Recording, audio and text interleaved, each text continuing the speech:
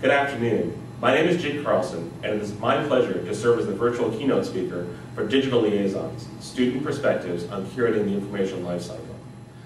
My apologies for not being able to be with you in person today, but reading through the presentations that the Digital Library Special Interest Group put together, this looks to be an exceptionally useful and interesting event.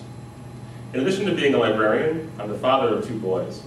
My older son is studying early European explorers who came to North America, Christopher Columbus, Sir Walter Raleigh, Ponce de Leon, and others. I've been spending a fair amount of time recently helping him put together his presentations. And as I've been working with him, I've been struck at the number of similarities between these explorers and where we are now as information professionals in developing services and infrastructure for research data.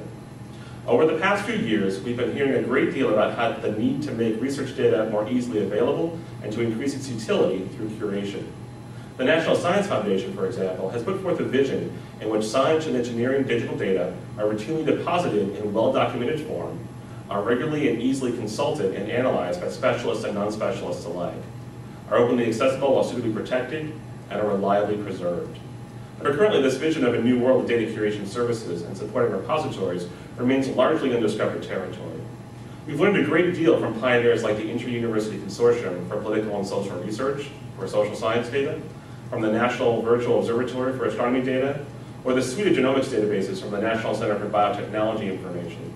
But we recognize that there are many disciplines that do not yet have the ways or the means to publish or preserve their data sets.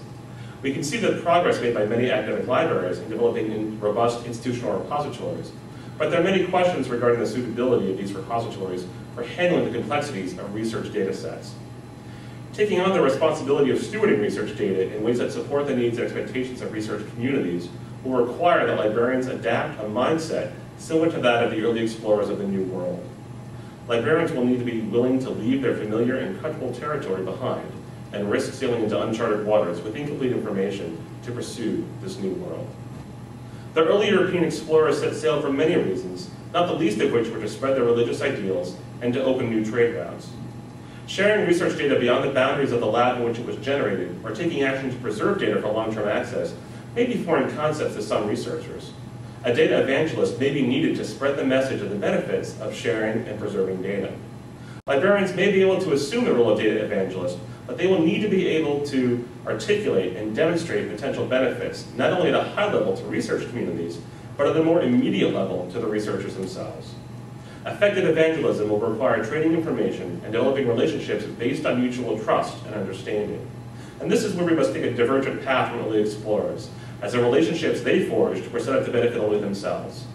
Their approach will not work in our new world. Instead, librarians need to move beyond our current recognition of researchers' needs as information consumers and work towards building an understanding of their disciplinary cultures and the information ecosystems of their research lab environments. We need to possess an intimate familiarity with the processes and procedures through which data are generated, processed, analyzed, and disseminated. Only through acquiring this knowledge can we present ourselves as credible allies in helping researchers create the services and infrastructures that could address their needs. The early explorers were hampered in their efforts to navigate through uncharted territory by a lack of information and tools. However, as the number of explorers grew, more detailed maps were developed and better tools were employed to make the journey easier for those that followed.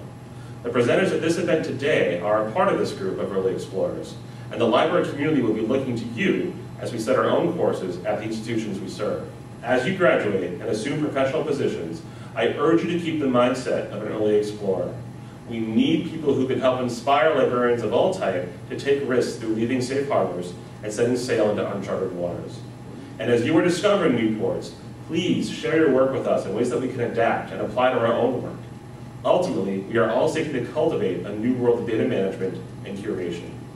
Thank you very much, and I hope you enjoy the presentations today.